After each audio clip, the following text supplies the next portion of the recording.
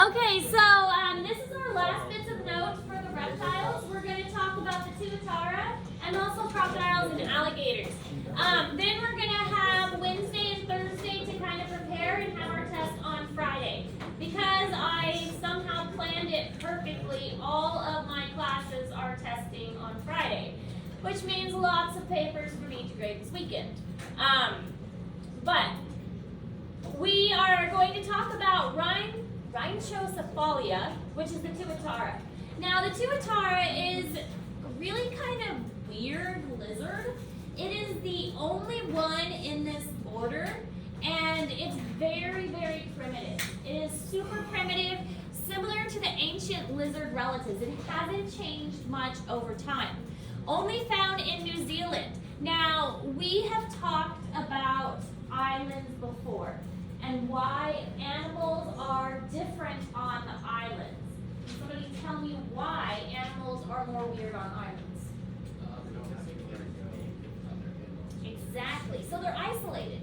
So islands have a lot of weird animals because they're isolated. Once an animal gets there, it's really hard for that animal to leave. And it's really hard for new animals to come in.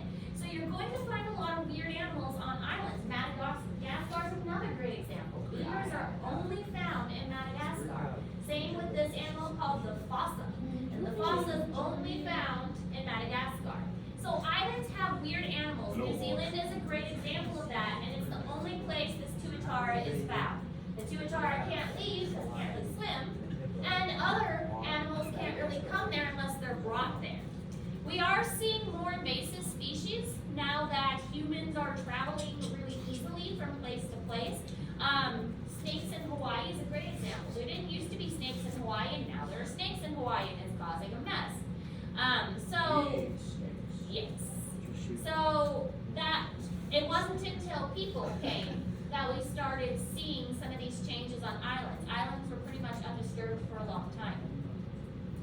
Now, the tuatara will share underground burrows with each other, and they're also crepuscular. This is a term we haven't really used before. We know what nocturnal means. They're awake during the night, and diurnal means awake during the day. Crepuscular is the third term, and you really don't hear that often. Crepuscular means in the mornings and in the evenings. So like when the sun's coming up and when the sun's going down. So they sleep for the day, they sleep for the night, and they're kind of awake at two different times. So the tuatara is an example of a crepuscular animal.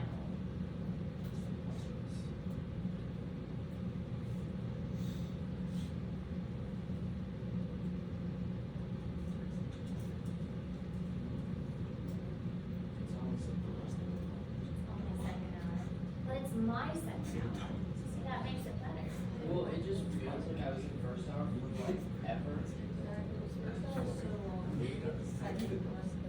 Actually, first hour is longer if you look at the time. It is, but I just like feel like it takes 3 days. First hour is longer than the other classes. The only time the first hour goes by fast is when I'm sleeping. Alright, so this is what the tuatara looks like. He's kind of weird. He has little tiny teeth. Almost looks a little bit like Liz. Oh, that's But it's got like scales along its back, kind of like a dinosaur would. So you can see why he is very primitive and kind of unique. He's just kind of his own special little guy and the only one in this whole order. What do you think those go for? Pet? Oh yeah. Probably a lot because they're really rare and they're only found in New Zealand. Alright, so another thing about them is they have no parental care. The eggs can take up to 1.5 years to hatch. Wow. One of the reasons that some animals do better at survival than others is their reproductive style. These guys, if they weren't living on New Zealand, probably wouldn't survive very long because 1.5 years to hatch is a long time for the eggs to get destroyed. So they need to be in a place that's kind of isolated so their eggs get protected, especially if they're not taking care of their eggs. If they're just laying them and then leaving them for 1.5 years, it's very likely that they would get destroyed. They're also very slow growing, can live up to 77 years. So neither one of these are a good advantage for survival. And again, if they were anywhere else but on an island, they probably wouldn't survive.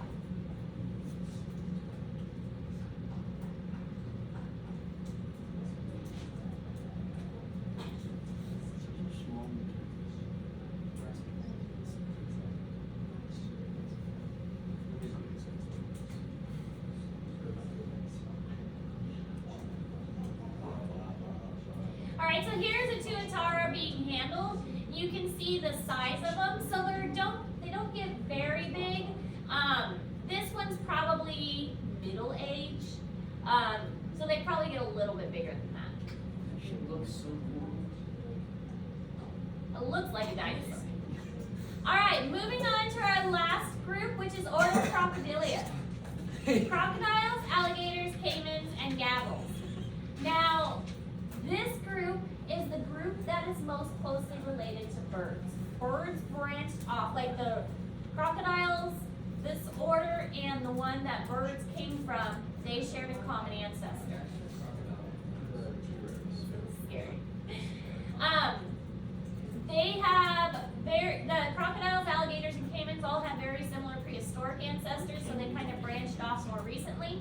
And the nose is at the tip of the snout because they are aquatic and they still have to breathe. They don't have gills. So their nose is at the very tip, kind of pointing up, so they can submerge almost their entire body. And the only thing that's above the surface is their nose and their eyes. Pretty much the rest of them is underwater. So, what is the crocodile or alligator called that has like a really long mouth? That's the gavel. Yeah. The gavel. Caimans are like little ones that don't get very big. But gavels have a really long one.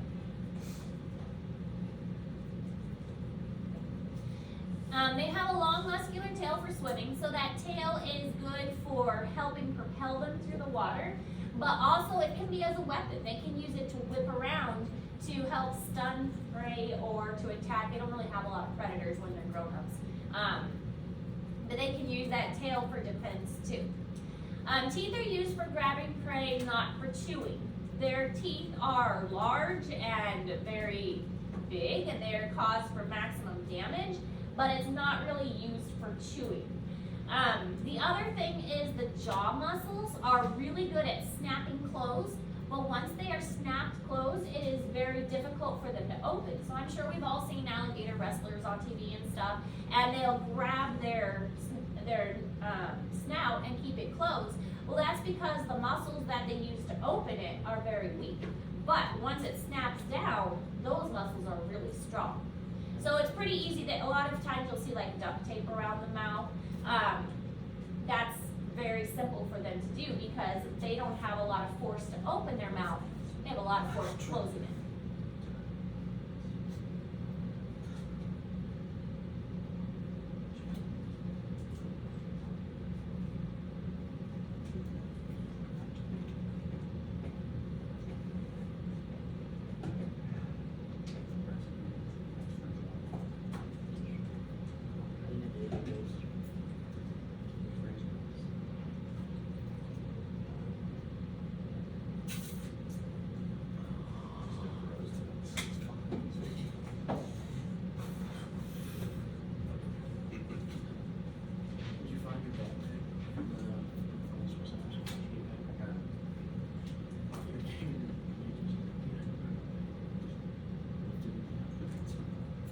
Alright, so this shows kind of the reptile tree and how they kind of branched off. So here are the vertebrates and then the fish. Then we've got tetrapods, so amphibians went off there. Next we have amniotes, which are the ones that have an egg that have a yolk so that they can survive without water. From there we go over here to a lot of the lizards. And then we have the mammals that branched off separately. But if we look here, you can see the crocodiles, and they branched off, or the birds branched off of that. So the tuataras, they're just kind of hanging out by themselves, really. They're kind of weird. But the alligators branched off before, and then we have birds that came from that. So it's kind of an interesting tree, seeing that fish are the most primitive, then amphibians, but mammals kind of went their own way. It'd be crazy if crocodiles had wings.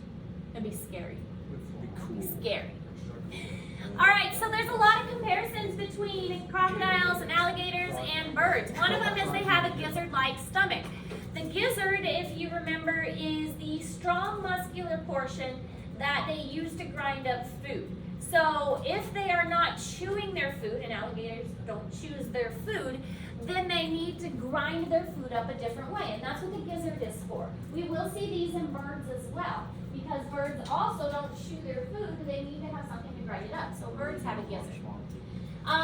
They will swallow small rocks, and those rocks will go into the gizzard, and basically the rocks help mush everything up. They do have parental scales, so especially the alligators, they're the ones that are most famous for their parental care. They will guard a nest, they'll build a nest, and then they'll guard the nest, and then once the babies hatch, they'll carry the babies gently in their mouth to the water and protect them.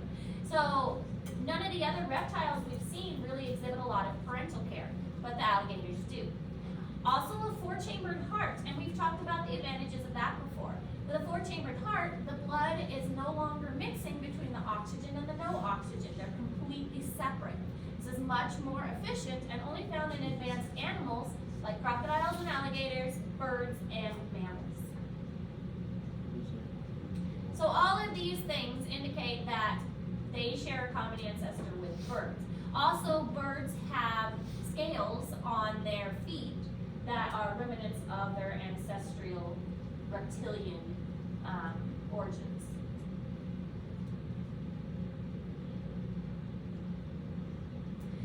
So this is all important. So you need to write all of this down. I just didn't put it all in red. How to tell the difference between a crocodile and an alligator. Crocodiles have a lower tooth. You can see it has a notch in the upper mouth. So if you look at the side view of a crocodile, there's a tooth that goes up and you can see it sticking out right there. There's no tooth present on an alligator there. So crocodiles have that tooth that come up. Crocodiles also have a more pointed snout. So here you can see it's more pointed. And alligators have a more rounded or U-shaped snout. Are alligators with freshwater and crocodiles in saltwater? Typically, yes. Yes. We don't have we don't have crocodiles in the U.S. They're mostly found in more like rainforest areas where there is salt water available. Alligators are common in the South, Florida, Louisiana, those kinds of places. Caimans are much smaller. They're like, they look like the alligators and crocodiles, but because they're so much smaller, they don't really get mixed up that often. It looks kind of like a baby crocodile.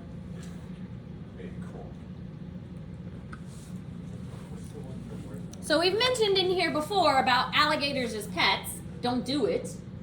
But caimans, that one you could possibly do because they don't get massive, okay? They're only going to get, I mean, they still get big and they still have sharp teeth. But if you really are set on this kind of pet, I would go with caiman. You see the video of that guy walking the crocodile? On a leash? Yeah. No, thank you. This is pretty random. I was looking at that poster. Are there a lot of like bison and buffalo in Kansas? Mm-hmm. Really? On like preserves, like yeah, not free roaming. There is a bison range right next to where I was in Garden City. It was kind of fun. We took a tour on like a little bus out to the bison range. That's pretty cool. You've never rode a bison? I've eaten bison, but I've never ridden one. Bison? Bison meat is really good. It's really good. It's expensive though. It was very expensive. When you go to Tennessee, they have like, we went to this one spot, or this one burger place, and they asked if you wanted just like regular beef or bison. Choose bison. Bison's better. They said it like tastes. And I'm a picky eater. I'm a picky eater, and I think bison is really good. All right, so this is just kind of a comparison of all of the different types of animals in this order. You can see the alligator has a more broad kind of U-shaped nose. The crocodile is more compressed and more pointy. The caiman looks a lot like an alligator, well, kind of between the two, but much smaller. And then the gavel, that one's pretty easy to identify. He's got a really, really long nose. He's mostly gonna eat fish and snap up fish. Yeah, he's kind of weird looking. The goblin is more like. They are weird. Horseshoe gun. That one you couldn't really see, but that's a gavel. Orlando, we got 8 questions. Okay, the different brains. Yeah. Crocodiles have an enlarged brain. This is just kind of a comparison. So here is a reptile brain, this is a mammal brain, and this is a bird brain. So the brains are getting more advanced. Mammals, of course, have the most advanced brain. All of the wrinkly folds, that's our memory. And that is what allows us to be so smart, is our ability to remember and to learn. So the more wrinkles and folds an animal has, the more intelligent they are. Although rats are actually pretty intelligent too. All right, so here are the ones you would be responsible for knowing for the test. We've got the American alligator at the top. Again, not found around here unless somebody has released it, and then even then, it's probably not going to survive because the weather's too cold. But definitely in the south and in Florida. Tuatara, he just looks really weird. Cayman, which is a smaller version of the alligator. Saltwater crocodile, and the gavel. Any questions about any of that material? Okay, so your new assignment is the lizard dissection prep. Again, we are not dissecting a lizard, but it's not my fault, it's the budget. No, Liz. But work on the lizard dissection prep. Even though we are not dissecting, there will still be a picture of a dissected lizard on the test. You guys know enough by this point of what the insides of things look like, you're going to do just fine. Questions? Test is still looking like Friday. I have a question. Yes. So like if you have your mail, like okay, so like one of the colleges that I go or want to go to, you have a location in Florida. Uh-huh.